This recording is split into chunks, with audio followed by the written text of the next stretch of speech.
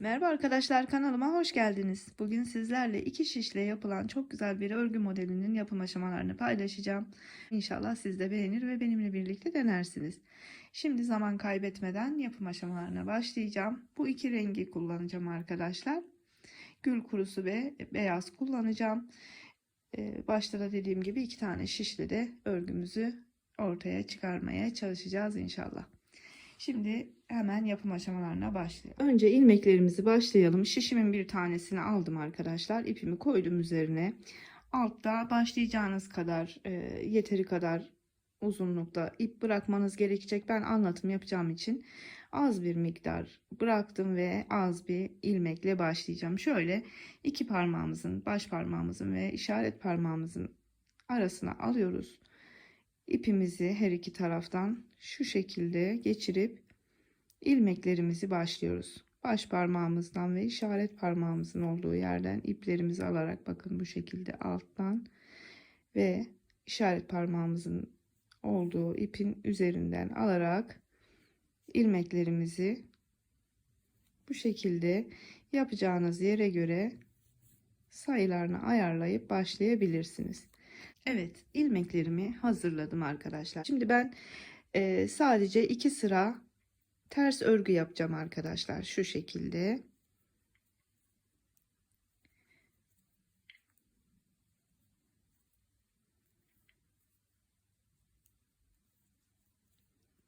Böyle ilmeklerimizi önden alarak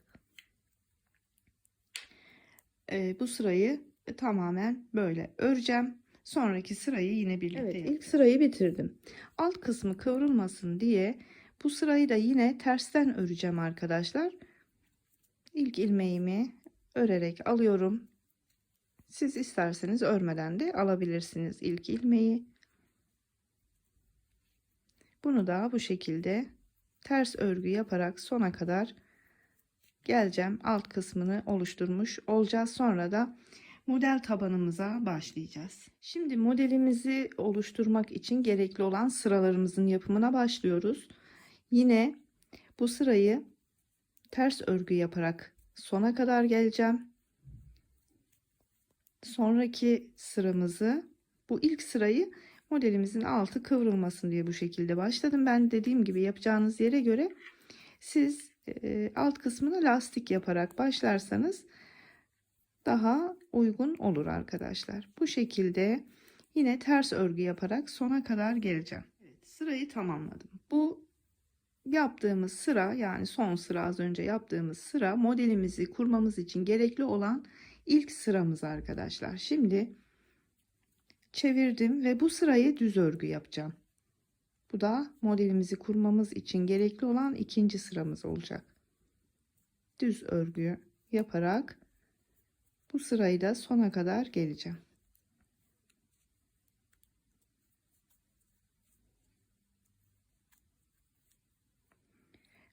Burayı da bitireyim. Sonraki sırayı yine beraber başlayacağız. İkinci sıramızda tamam. Şimdi bu sırayı yine tersten öreceğiz. Yani bundan sonraki modeli kurmamız için gerekli olan bütün sıraları tersi ters, düzü düz şekilde öreceğiz. Bura ters örmemiz gereken 3. sıramız. Bundan sonraki sırayı yine düz öreceğiz. Bir 6 sıra kadar modelimizi kurmamız için bu şekilde ters ters, düzü düz örmemiz gerekiyor arkadaşlar.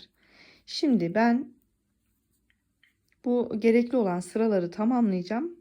Bu sırayı ters örüyorum. Sonraki sırayı düz öreceğim. Sonra tekrar ters, sonra tekrar düz şeklinde 6 sıraya tamamlayacağım ve sonra hemen modelimizi kurmaya başlayacağız. Modelimizi kurmamız için gerekli olan 6 sırayı tamamladık arkadaşlar. Alttaki 2 sırayı saymıyoruz.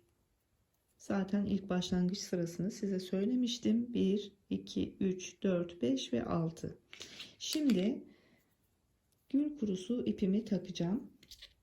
Şöyle şuradan bağlamanız yeterli arkadaşlar. Ve tam dibe kadar çekelim.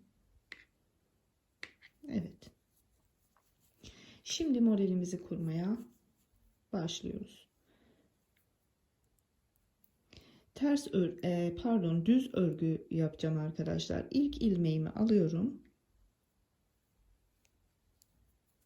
Bu şekilde bir tanesini örüyorum. İlk başlangıçta hemen renkli ipimizle başlıyoruz. Şimdi yandaki 2 ilmeği bırakıp üçüncüden aşağı doğru sayacağım arkadaşlar. 1, 2, 3 ve 4. Üçüncü ilmeğin tam hizasından dördüncü sıranın ilmeğin içinden geçiriyorum, bakın şişimi. Burayı elimden geldiğince yavaş anlatacağım. İpimi doladım ve ilmeğimi buradan çıkarıp çekip uzattım. Şuradaki az önce örmediğimiz şu ipimizi alalım. 2 ilmeğimizi örüyoruz. 2 ilmeğimizi ördük, aldık. Şimdi tekrardan aynı ilmek uzattığımız aynı ilmeğin içinden tekrardan bir ilmek daha çıkarıyoruz. İkinci ilmeğimizi. Onu da uzatıyoruz. Sonra yandaki ilmekleri 1, 2 ve 3 tanesini örüyoruz. Şimdi tekrardan aynı yere geri döneceğiz. Şöyle göstereyim size. Aynı ilmeğin içine geri dönüyoruz. Ve tekrardan buradan bir ilmek daha çıkarıp uzatıyoruz. 3 tane ilmek uzatmış olduk.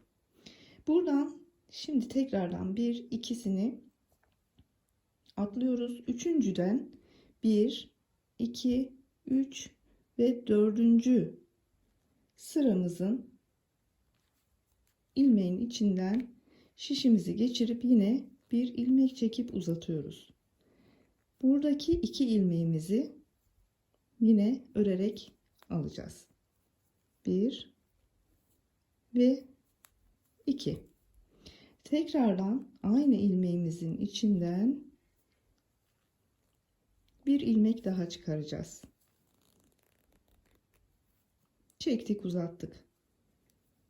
Geriye kalan 3 ilmeğimizi yine örüyoruz. 1, 2 ve 3. Şu ipi azıcık şöyle bu tarafa çekeyim. Şimdi tekrardan aynı ilmeğin içine geri dönüyoruz. Buradan şişimizi geçirip yine pembe ipimizi alıyoruz. Çekip uzatıyoruz. Sonrası yine aynı şekilde 2 ilmeği bırakıp üçüncünün hizasından 1, 2, 3, 4. ilmeğimizin içine batıp tekrardan pembe ilmeğimizi çekip uzatıyoruz. Buradaki 2 ilmeğimizi örüyoruz. 1 ve 2. Tekrar aynı ilmeğimize geri dönüyoruz.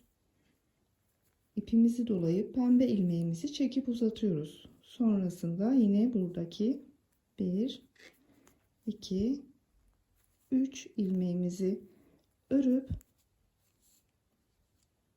tekrardan aynı ilmeğin içine geri dönüp buradan yine pembe ilmeğimizi çekip uzatıyoruz. Bakın bu şekilde ilk sıra modelimiz bu şekilde ilerliyor arkadaşlar. Geriye kalanında bunları nasıl yaptıysam yapacağım. Sona geldiğimde tekrar dönüşü birlikte yapacağız.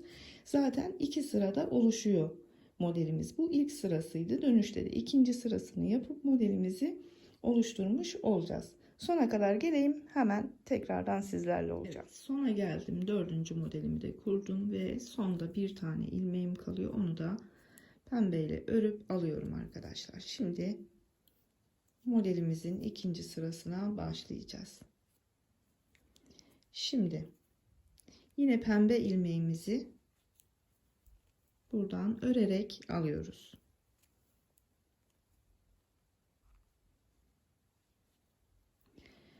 Burada şöyle göstereyim. Bir uzattığımız ilmek, yanında da normal ördüğümüz ilmek var. Bu ikisini birden örerek düz örgüyle alıyoruz. Yandaki normal ilmeğimizi yine düz örerek alıyoruz.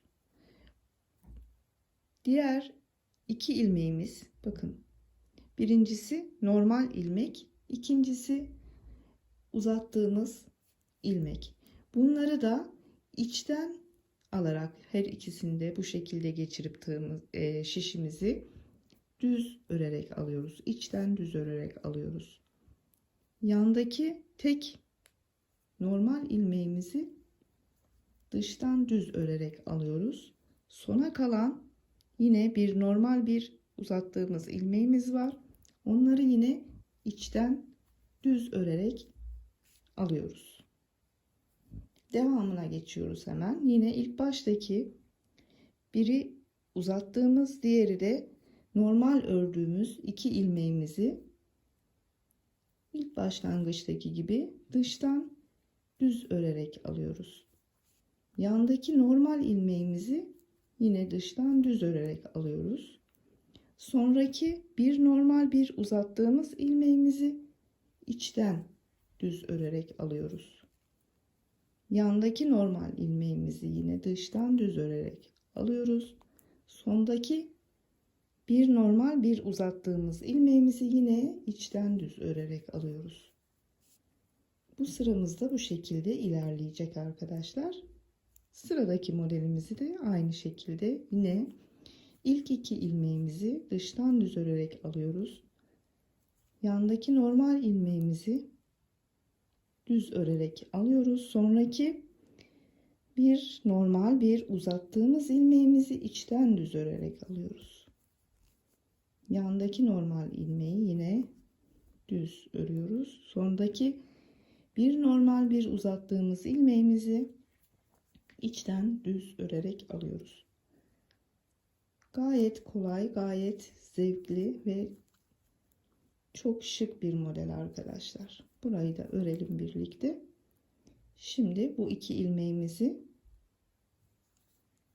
içten düz örerek alıyoruz. Yandaki tek ilmeğimizi düz örüyoruz. Sonda kalan iki ilmeğimizi yine içten düz örerek alıp sondaki tek ilmeğimizi de normal düz örüyoruz. Evet, şimdi sonraki sıraya geçeceğiz. Modelimiz bu şekilde arkadaşlar. Şimdi tekrardan model kurabilmemiz için pembe gül kurusu ipimi bırakıyorum. Beyazla devam ediyorum. Bu sırayı ve sonraki sıralarımızı alt kısımda olduğu gibi bunu düz örüyorum. Bu ilk sırayı, modelden sonraki ilk sırayı düz örerek bitiriyoruz sona kadar. Bakın bu şekilde sadece düz örgü yapıyoruz.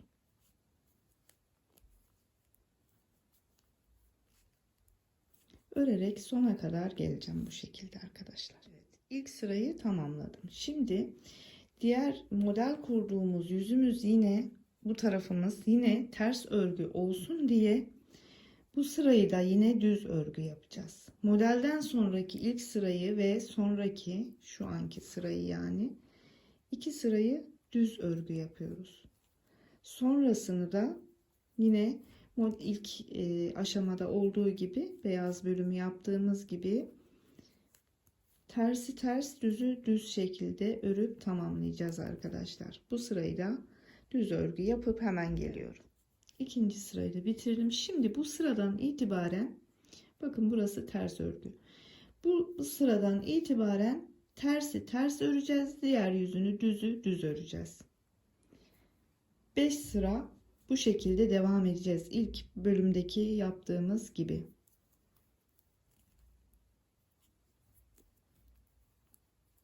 Tersi ters öreceğiz. Ters sırayı ters olarak öreceğiz.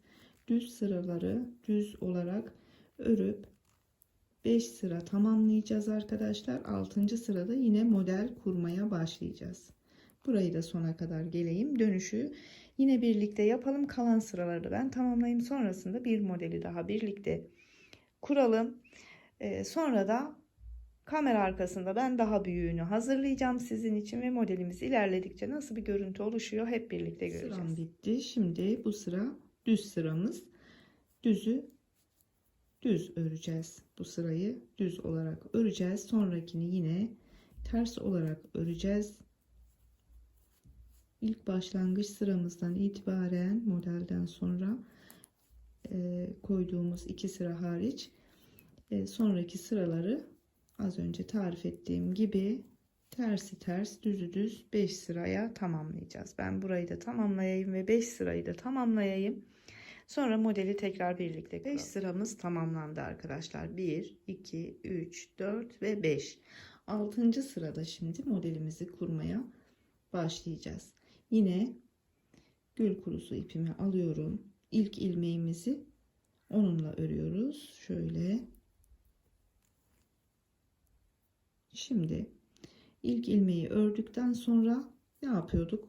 Şu 2 ilmeği dışta bırakıyorduk. Üçüncüden bir, şöyle tam görün, 1, 2, 3 ve 4. sıranın aynı hizadaki ilmeğini alıp pembe ile çıkarıyoruz. Burada bıraktığımız 2 ilmeğimizi örüyoruz. 2 tanesini ördük. Şimdi tekrardan aynı yerden, alttaki aynı ilmekten yine pembe ilmek çıkarıyoruz. Ve bundan sonraki 3 ilmeği örerek alıyoruz. 1, 2 ve 3. Şimdi tekrardan aşağıya geri döneceğiz arkadaşlar. Şöyle rahat görün. Buradaki yuvamızın içine, yani ilmeğimizin içine geçip yine bir pembe ilmek çıkarıyoruz. 3. ilmeğimizi de bu şekilde çıkarıp yine burada 1 2'sini saymıyoruz. 3.'nün hizasından 1 2 3 ve 4. Yine buradan pembe ilmek çıkarıp buradaki 2 ilmeği örerek alıyoruz. Tekrardan aynı ilmeğin içine geri dönüp yine pembe ilmeğimizi çıkarıyoruz, ikinciyi. Sonraki 3 ilmeği örüp tekrar 3. ilmeğimizi aynı yerden çıkarıp aynı işlemlere devam ediyoruz. İlk modelimizi kurduğumuz gibi. Ben burayı sıra sonuna kadar geleyim arkadaşlar. Dönüşü de tekrar birlikte yapalım birkaç modeli. Sonra da ben kamera arkasında büyütüp size büyük halinde göstereceğim. Evet, model sıramız tamam. Şimdi çevirdim tekrardan. İlk ilmeğimizi düz olarak örüp alıyoruz. Sonraki 2 ilmeğimizi ne yapıyorduk arkadaşlar? Birisi uzattığımız ilmeğimiz, diğeri yanındaki normal ördüğümüz ilmeğimizi düz olarak örüp ikisini birden alıyorduk. Yandaki tek ilmeği yine düz olarak örüp alıyorduk. Sonraki bir normal bir uzun ilmeğimizi içten düz olarak alıp örüyoruz. Aradaki tek ilmeğimizi yine düz örgü yapıyoruz. Sonraki kalan bir uzun bir normal ilmeğimizi içten düz örgüyle örüyoruz. Bu şekilde sıra sonuna kadar geliyoruz arkadaşlar. Şimdi ben bunu büyüteceğim ve büyük haliyle tekrar birlikte olacağız. Evet arkadaşlar, modelimizin ilerlemiş hali bu şekilde oluyor. Ben büyük parçamızı biraz farklı yerleştirdim model bölümünü. Şimdi hemen kısaca onu size tarif edeyim. İsterseniz hani böyle daha hareket katmak için beyaz bölümde her iki model arasında 5 sıra çıkmıştık arkadaşlar. 5 sıra gidip geldikten sonra modeli koymuştuk. Her iki model arasında bu 5 sırayı beyaz bölümlerimizde 7 sıraya çıkarıp şöyle farklı bir havada katabilirsiniz modele. Çok tatlı, çok güzel bir model arkadaşlar. İlmek sayısı hakkında da hemen bir bilgi vereyim size. Daha sonra vedalaşalım. Modelimizi de şöyle bırakayım. İlmek sayısını 5 ve katları şeklinde ayarlarsanız sayarak yaparsanız tam denk gelir arkadaşlar. Ben bu modelde büyük parçamızda 9 tane model kullandım. 5 ve katları şeklinde 9 çarpı 5 45, birer tane de baş ve sonda ilmek ilavesi yapın sayınıza. Baş ve sonda birer tane de ilmek sayısı ilave edin.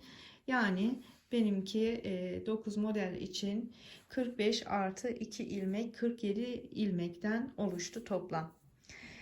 Evet, modelimiz bu şekilde. Umarım faydalı bir anlatım olmuştur.